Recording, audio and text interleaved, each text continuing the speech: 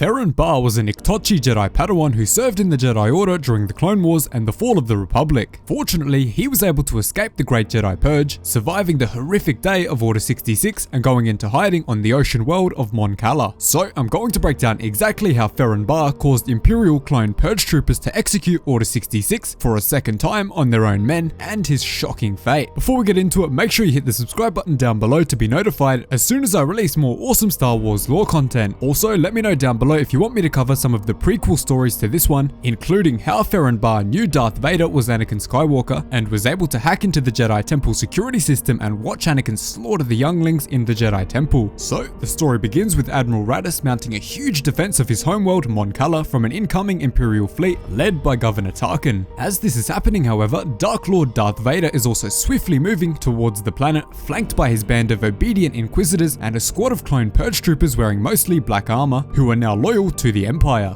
Darth Vader senses the presence of Jedi Padawan Ferren Barr and his disciples, which is allowing him to track them down. As Vader and his loyal troopers are marching towards Barr's location, he receives a hologram transmission from Governor Tarkin, requesting that he track down and kidnap King lee-char as a personal favor for himself. Vader is of course angry at Tarkin, saying that he is not subject to Tarkin's authority, but Tarkin of course reframes the question, asking Vader again, to which he finally agrees to hunt the king down. Because of this, Vader quickly splits off from his Inquisitors and Clone Purge troopers to hunt the king, sending them alone to track down Ferren Barr and his followers. The ninth sister, who you might remember from Jedi Fallen Order, quickly assures Vader that they will be able to complete the task without him and begin on their mission. Ferren Barr quickly realizes that the Dark Imperial Inquisitors were rapidly chasing him down, and because of this began to evacuate the two disciples who were with him, Darren and Verla, who some believe was actually the hooded figure in the Mandalorian Season 2 trailer. I'm not the biggest fan of this theory, but if you guys want, I can definitely make a video breaking down all of the evidence on that one. Following that, Darren is horrifically killed by an Inquisitor's spinning red blade as it shreds his chest to pieces right in front of Ferren Barr and Verla. Following Darren's brutal and swift death,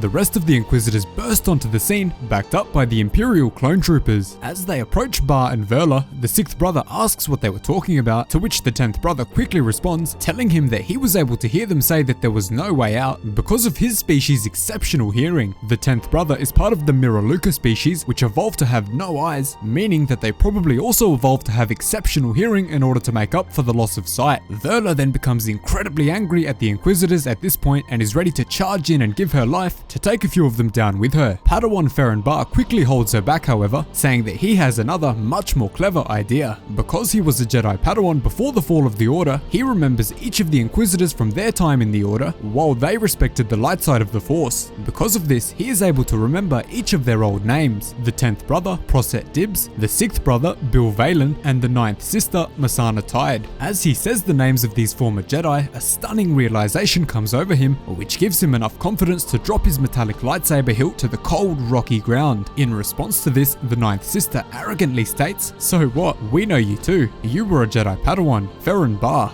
They were unaware, however, that Ferren Barr's genius plan involved turning the very clones standing behind them against them. Ferren Barr confidently explained that he had studied the past. He tracked down every single piece of information about how Palpatine was able to trick the galaxy and the role of the clones in the betrayal of the Republic. Ferren Barr then quickly ripped the Clone Purge troopers' helmets off and pulled a stunning move. All of his study and time in hiding had led to this moment. He called the words "Execute Order 66" to the clone troopers while using a Jedi mind trick on each of them. The Inquisitors were absolutely shocked when they heard this command, but they didn't truly expect it to work on their clone troopers. The clones quickly lined up, surrounding the team of Inquisitors, opening fire on their targets, sending a flurry of red energy bolts towards them, executing Order 66 for a second time. The Inquisitors were forced to wildly flail their lightsabers in every direction to barricade against the incoming onslaught of blaster bolts from the clones, which gave Verla and Ferren Barr some time to escape the area. As the two fugitive Jedi began their escape, the 10th brother was unable to defend from the rush of glowing red blaster bolts, with one striking him directly in the heart, killing him immediately. The two then rapidly used the Force to leap over the squad of Clone Purge troopers and the other Inquisitors before escaping into a dark cavern,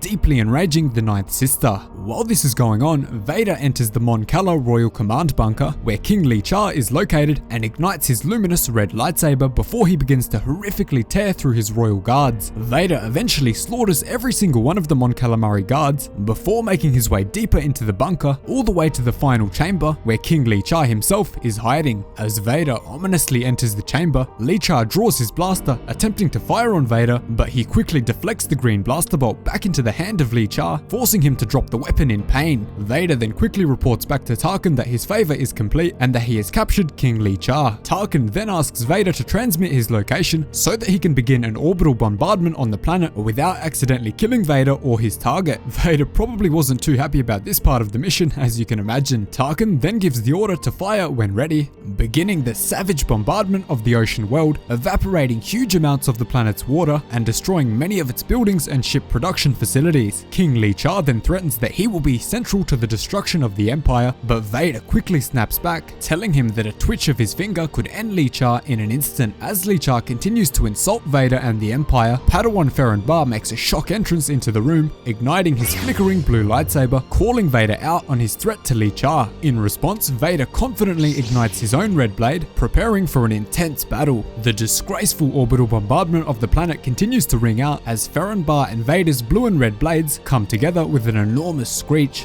While the intense battle is raging on between Barr and Vader, Admiral Raddus orders his fleet to scatter so that they cannot be eliminated easily, and prepares to enter the fight of their lives. Sadly, King lee-char is forced to watch both the destruction of his people and planet and the ongoing battle between the Dark Lord of the Sith and the fugitive Jedi Padawan. Vader then begins to taunt Barr, saying that his death will be meaningless and serve no purpose, but he quickly retorts, saying that his death is not at all certain. Vader then senses a deep pride in Ferren Barr, who is becoming more and more angry with Vader's rapid advances. While this is happening, the orbital bombardment of the ocean world is increasing even more rapidly than before, forcing King lee-char to send a transmission out to all Mon Cala forces to stand down and surrender, hoping to stop his people from being decimated by Tarkin's assault. Raddus is shocked by this decision, and Tarkin continues the horrifying bombardment of the planet even after lee-char's surrender. Darth Vader's fight with Ferren Barr becomes even more ferocious as Raddus begins to show his rebel spirit from Rogue One, refusing to sit in orbit and die while watching his people suffer. As the energy bolts rain down from orbit, Ferren Barr takes a pause from his fight with Vader and bursts into laughter. Lee-char asks him why is he laughing when billions of his people are dying, to which he quickly reveals that he orchestrated the whole situation so that Mon Calamari's ships would become a symbol of freedom and peace across the galaxy. Lee-char quickly protests, asking him how he can do this when billions of his people are dying, but Barr responds saying,